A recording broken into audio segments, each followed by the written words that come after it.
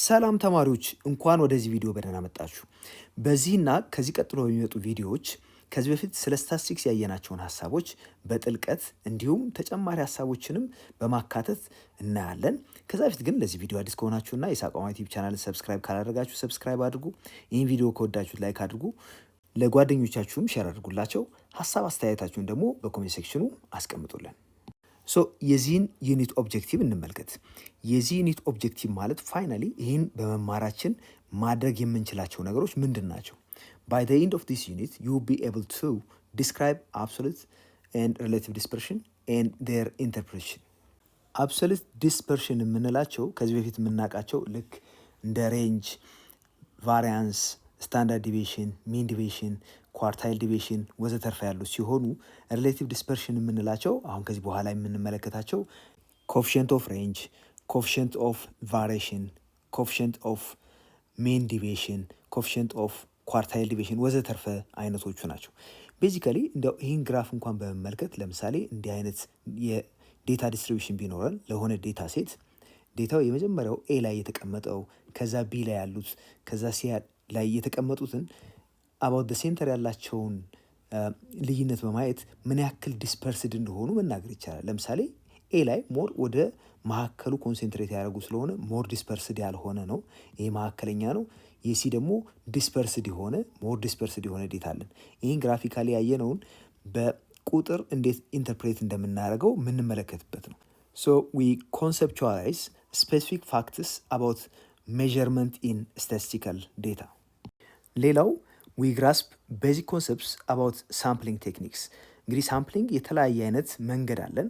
አንደኛው ሲምፕል ራንደም ሳምፕሊንግ የምንለው፣ ሌላው ደግሞ ስትራቲፋይድ ሳምፕሊንግ የምንለው፣ ሲስተማቲክ ራንደም ሳምፕሊንግ እና ክላስተር ሳምፕሊንግ ብዙ አይነት ናቸው። እነሱን እዛው ቦታቸው ላይ ስንደርስ የምንመለከታቸው ይሆናሉ።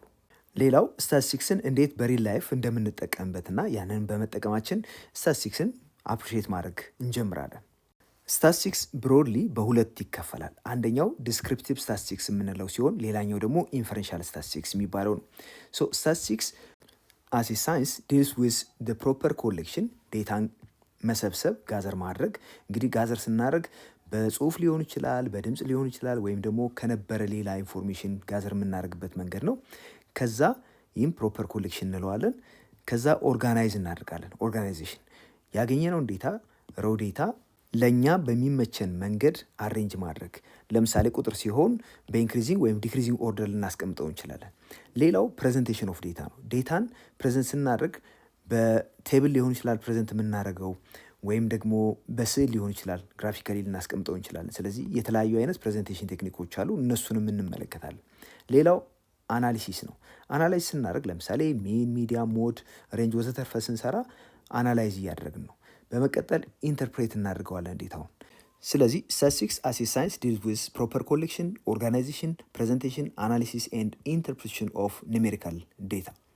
ኒሜሪካል ዴታ ብቻም ሳይሆን ኳሊቴቲቭ የሆነ ዴታም ሊሆን ይችላል። እዚህ ጋር ሲንስ ስታቲስቲክስ አላውስ አስ ቱ ድሮው ኮንክሉዥን ቤዝድ ኦን ዴታ ኢት ኢዝ applicable in almost all sciences. Some of the organizations where statistics is applicable are business, meteorology, schools, economic, social and political activities.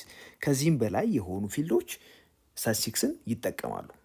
In the previous class, you should have studied about statistics and its basic concepts such as collection of data, ይህን ቀደም ሲል አይታችሁታል። presentation of data and measure of central tendency like mean, median, mode, and measures of dispersion such as range, variance, and standard deviation. እነኚህ በሙሉ ከዚህ በፊት ያየናቸው ናቸው። So in this unit, we shall revise those concepts and discuss additional measures of dispersion. ቀደም ሲል ያየናቸውን ኮንሰፕቶች በድጋሚ እናያለን። በተጨማሪም አዳዲስ ነገሮችም እናያለን። namely interquartile range, mean deviation, quartile deviation, and standard deviation. In addition, we shall discuss some relative measures of dispersion such as coefficient of dispersion ዎች ቀደም ሲል የተናገርናቸው አሉ። coefficient of dispersion የምንላቸው coefficient of range፣ coefficient of variation፣ coefficient of standard deviation እና የመሳሰሉት ማለት ነው።